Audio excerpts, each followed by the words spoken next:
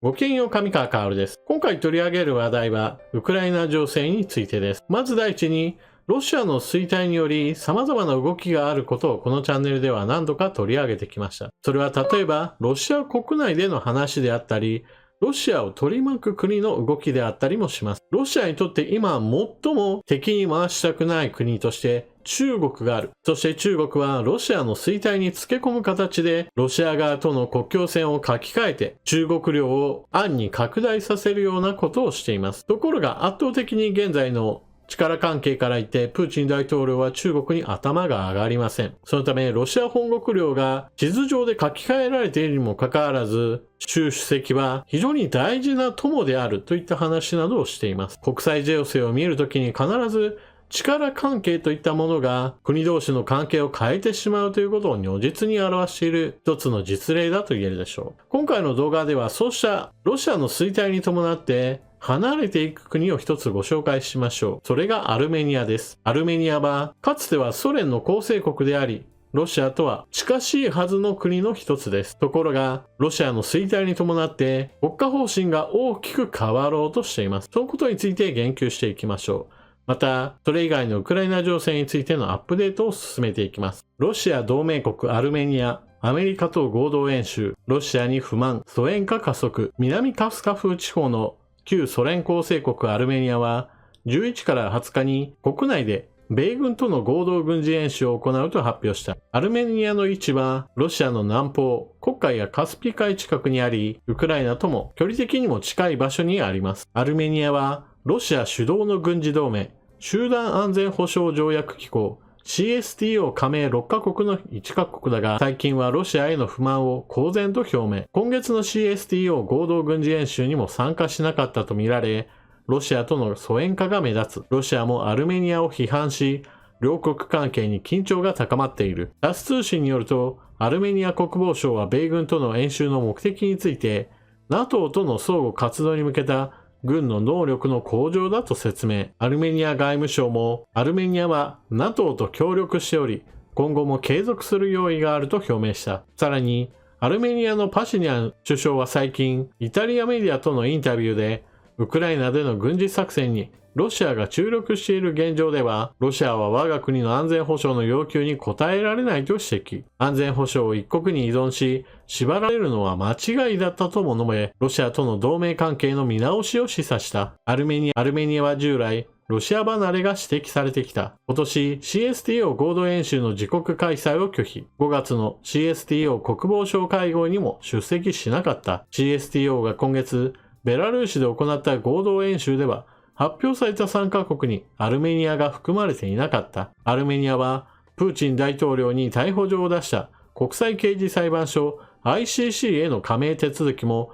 ロシアの警告を無視して進めている。アルメニアがロシアから距離を置く要因となったのは、係争地ナガルノカラバフ自治州をめぐり、隣国アゼルバイジャンとの間で2020年に起きた紛争だ。ロシアが仲介した停戦交渉の結果、アルメニアは同自治州内の実効支配地域の多くを失う形となり、不満を強めた。その後もアルメニアは、ロシアが派遣した停戦維持部隊が機能せず、同自治州内のアルメニア系住民が苦境に陥っているとロシアを批判してきた。一方、ロシアは、欧米側がアルメニアを取り込み、ロシアの影響力を低下させようとしていると見ており、今後、アルメニアをめぐって、ロシアと欧米側の緊張が高まる可能性がある。最後に記事の補足。アルメニアの首相夫人は9月6日にウクライナの首都キーウを訪問しており、この際にウクライナに対する人道支援物資を送ったと表明しています。アルメニアは小さな国です。そうした小さな国の動きなどあまり気にしなくていいと思うかもしれませんが、そうではありません。小さな国だからこそ、それぞれの国がどのように動くか、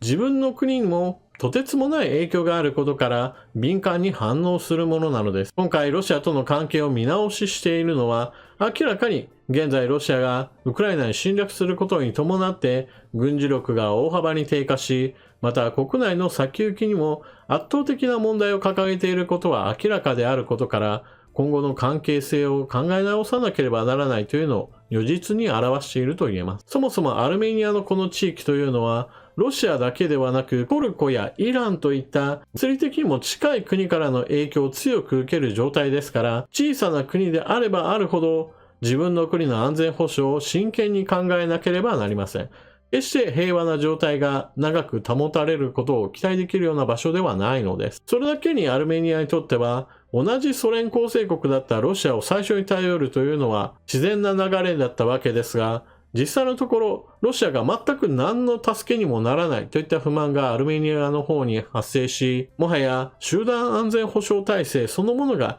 成り立たないんじゃないかと感じるようになっているわけです。ところがロシア側の見方は全く異なっていて、自分自身の行動によって自分の国力が下がり、影響力も低下している。それゆえにアルメニアがどんどん離れていくことに関して自分たちには全く責任がないと考え、むしろアメリカの謀略によってアルメニアがどんどんと欧米側に引き寄せられているという被害妄想を拡大させている状況です。いかにもプーチン大統領らしい外交の戦略性のなさだと思います。なお、集団安全保障体制といったものを考えたときに、ロシア以外の国々、カザフスタンやベラルーシといった国々においては、それぞれ対応が異なっています。ベラルーシは基本的に、ルカシェンコ大統領はプーチン大統領にとっては子分扱いされていて、それでもなお国内の体制が非常に揺らいでいる状態ですから、ロシアに頼らざるを得ません。ところが、カザフスタンの方は状況は少し違っていて、中国との関係を強化することによって、ロシア離れをすることが可能かもしれないと、少し様相は異なっています。プーチン大統領にとっては、周りの国々が問題を仕掛けているんだという話を必ずするわけですが、自分の失敗に伴ってロシアの国益を損ねているというのが実際のところでしょう。続いて少し小ネタに移りながら、ウクライナ情勢についての話を続けましょう。ドローンによる爆撃というのは初期の頃から話題になってきていますが、小型ドローンだけではどうしても手榴弾のような小さな爆発物しか相手方に投下できないという問題がありました。いわゆるトイドローン、おもちゃ扱いされるような小さなドローンでは偵察任務としては良いのですが、攻撃機としては力不足なものです。そのためここ最近出てきたのが、もっと大型、分類上には中小型ドローンとでも言えるようなドローンが新たな攻撃能力を得ています。こちらの写真はその中型ドローンに対戦車地雷を工夫したものを載せているものです。起爆には手榴弾のような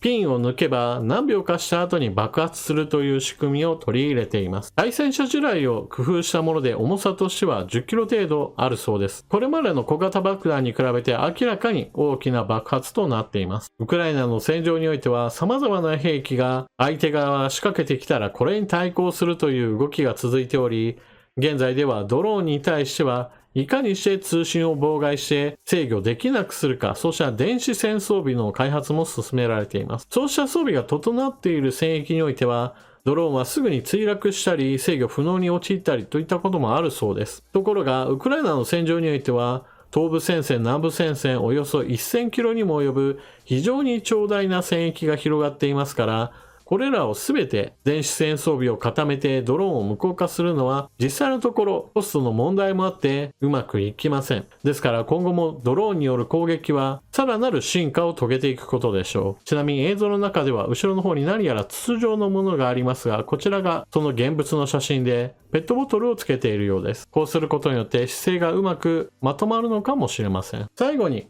アメリカによるウクライナへの支援についてのお話をして終わりましょう。アメリカのブリンケン国務長官がウクライナの首都キーウに訪問してゼレンスキー大統領やクレバ外相と会談を行いました。これに伴ってアメリカはウクライナに対する支援を発表しています。ただし今回の軍事支援はいわゆる目玉兵器としては劣化ウラン弾の名前が挙がっていますが、金額それ自体はあまり大きいものではありません。むしろ人道支援や経済支援といったものが主体であって、今反攻作戦が真っ最中だというのに軍事支援の額が減っていることには問題があります。もちろんウクライナの経済状態が非常に悪いといったものは事実なので、経済支援も必要なのですが、今まさに戦いが行われている最中にそれを推進するための支援としては少しみすぼらしい感じさえします。ただし、劣化ウラン弾の話題が出たことによってそのような総量としての問題についてはあまり触れられることはありません。そもそも劣化ウラン弾大量に使われるかといえばそういった部類の兵器ではありません。ロシア軍、ウクライナ軍双方ともに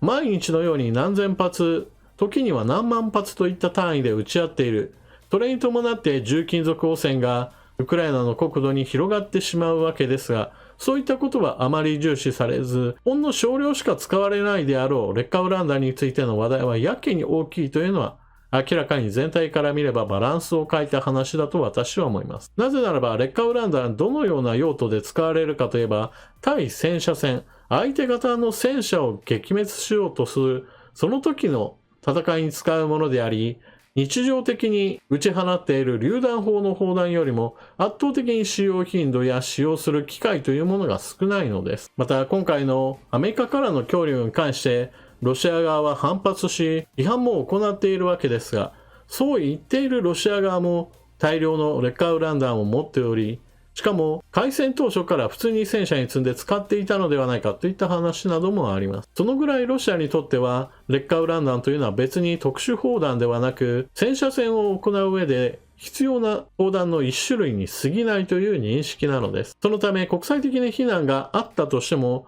ロシアは別に劣化ウラン弾を廃棄しようという動きをそもそもしていませんし、それと同じようにして欧米側においても劣化ウラン弾について批判する声はあるんだけれども、実際的には環境保護団体であるとか主義主張として拒否感の強い人たちを中心にして声が上がっているだけで、実際問題としての健康被害問題というのは小さいのではないかとすら言われているのです。その理由が最初にも述べたような量の問題で、日常的に何万発何万発と撃ち合っている砲弾のような日々の積み重なりより汚染の方が実際問題として多くの人々にとって深刻な影響をもたらすという考え方の方が科学的には正しいのです。例えば第一次世界大戦においてはそうした劣化ウラン弾など存在しませんが、榴弾砲の撃ち合いというものが現在よりもはるかに深刻に行われており、現在でもなお砲撃戦が激しかったところにおいては全く土地の利用ができないような金属汚染が進んでしまっている地域などもあるのです。そうした考えだけではなく、